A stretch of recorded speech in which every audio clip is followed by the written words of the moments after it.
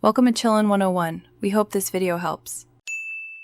In this video, I will explain how to make bread with potato, updated. Start by boiling and mashing one medium potato until smooth, cool slightly, then mix with warm water and yeast. Add flour gradually while stirring, then knead until elastic and slightly tacky. Let the dough rise in a warm bowl until doubled, punch down gently, shape loaves, and prepare for a final rise before baking. Warm and friendly tip. After combining potato and liquids, add flour slowly to avoid a dry loaf. Knead the dough with rhythmic motions, folding and pressing for 8 to 10 minutes until it springs back.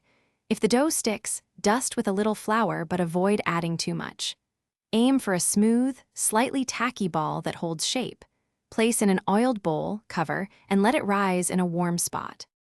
If you are finding this video helpful, please subscribe and like to support more content. Quick recommendation. The product seen here helps you read recipes anywhere, and it pairs surprisingly well with cozy baking sessions. Check the description for the link and other deals that help you stock your kitchen and reading list. I appreciate your support and clicks. They keep recipes coming. Now let's get back to the video.